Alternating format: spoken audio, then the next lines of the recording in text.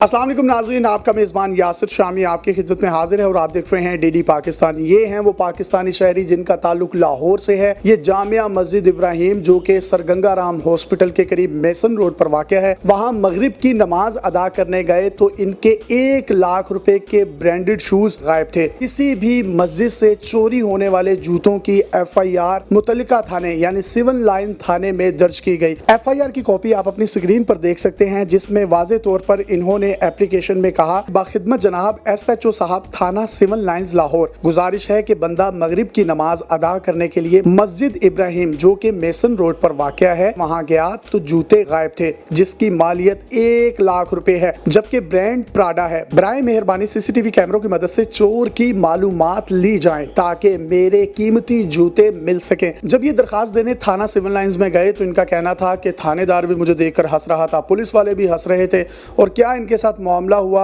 और इन्होंने ये इनिशिएटिव क्यों लिया कि ये FIR तक पहुंच गए और जूते इतने महंगे इनके पास कहां से है, इन्हीं से पूछते हैं। बहुत शुक्रिया सर डेली पाकिस्तान को टाइम देने का। मुझे ये बताइएगा कि आपके जूते चोरी हुए, आप कहां गए थे, कितने बजे गए थे और वाकया हुआ कैसे? मैं नमाज पढ़ने गया, मगरिब का वक्त था, 5:07 थे। मैं मस्जिद में एंटर हुआ। उससे पहले मुझे शक था कि मेरे जूते गायब ना हो जाए। मैं बंदा मुझे मशकूक लगा, मैंने एक जूता उठाया, एक साइड पे रख दिया और दूसरा जो जूता था वो दूसरी साइड पे रख दिया। लेकिन जब मैं नमाज पढ़ के निकला तो वो जूता वहाँ पे नहीं था। यानी एक जूता आपने मस्जिद के एक तरफ रखा, दूसरा जूता मस्जिद की दूसरी तरफ रखा और वो फिर भी चोरी हो गए। तो इसका मतलब है वो जिसके थे वो ले गए। मेरे जूते थे, उसके कहाँ से आ गए? मैं खुद पहन के। फिर चोरी कैसे हुए कि एक तरफ? मतलब लाजमी तो नहीं है कि मतलब कि एक बंदे की चीज चोरी होगी तो जिसकी थी वो ले गया। मेरे जूते थे जनाब। अच्छा, तो कौन सा ब्रांड था जूतों का? प्राडा का ब्रांड था। और मालियत कितनी थी उसकी? तकरीबन 1 लाख के करीब। तो जब आप वो उसकी FIR दर्ज करवाने के लिए सिविल लाइन थाने में गए तो पुलिस वालों का क्या रिएक्शन था? जब मैं पुलिस स्टेशन गया, पहली बात तो थी वहाँ पे ना SHO थे ना कोई भी था। एक मर्डर से मेरी मुलाकात हुई, वो कहता आप कंप्यूटर में जाके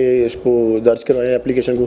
जब करवाने गया तो कई वहाँ पे लोग बैठे थे, वो उनको तो यही नहीं मालूम था। कहते 1 लाख के भी जूते होते हैं यार, 1 लाख के भी जूते होते हैं यार, ये भी होता है? कौन सा ब्रांड था, क्या था? और कभी हंसे ऐसे नीचे करे मुंह को, कभी ऐसे करे, मतलब कैसे कैसे जरा दोबारा ऐसे हंस रहे हैं, मतलब कि जी मतलब कि तमाशे कर रहे हैं। मतलब कि तुम एप्लीकेशन दर्ज करो जो मेरी दरखास्त आप उसको। आपके 10 रुपए के शूज हैं, बात 10 रुपए की या 1 लाख की नहीं है। बात ये कि जब उस टाइम परेशानी हुई है, एक टेंशन हुई है, मैंने फंक्शन में जाना था वो नहीं जा सका मैं उसके बाद, और इतनी परेशानी के हाल में फिर मैं गया कि यार चलो CCTV से देख के अभी पता चल जाएगा। नहीं जी आप पहले दरखास्त दें, ऐसे हो गया, ऐसे नहीं सिस्टम से होता है ये। मैं चलो ठीक है आप दरखास्त ले लें, उसके बाद जो भी आप करेंगे तो मुझे मंजूर है। मस्जिद में कितने लोग थे? काफ़ी वहाँ पे लोग थे, मतलब जितना अंदर वाला हॉल उनका भरा हुआ था पूरा।